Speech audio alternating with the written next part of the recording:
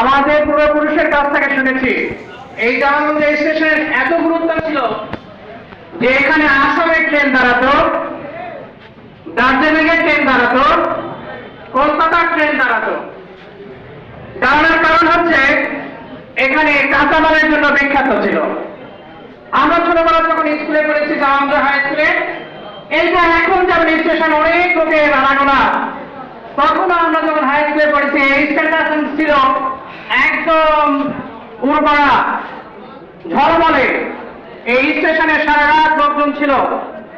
জয়পুরহাট যে ট্রেন থামতো না, সেই ট্রেন থামতো জামালগঞ্জে। এটা আমাদের সোনালী অতীত। এখানে কয়লার খনি আছে। এখানে কিছু দূরে 5 মাইল পশ্চিমে পাহাড়পুর ঐতিহাসিক বৌদ্ধ বিহার আছে।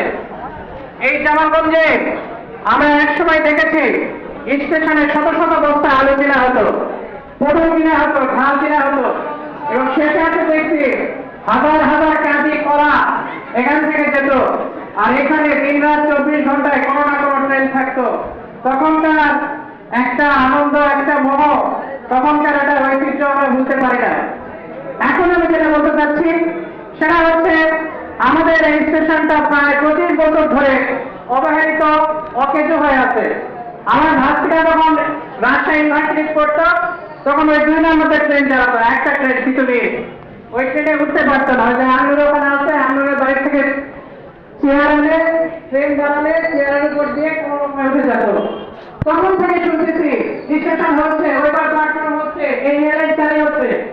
আল্লাহ কি মহিমা এখনো হয়নি।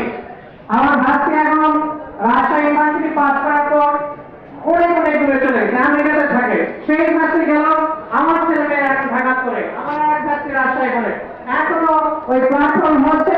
আমি প্রায় শুনি যে ইঞ্জিনিয়ার দেখে গেছে, কাজের কারণ হবে, ওইভাবে এই হবে, কিন্তু কাজের কাজ কিছুই হচ্ছে না।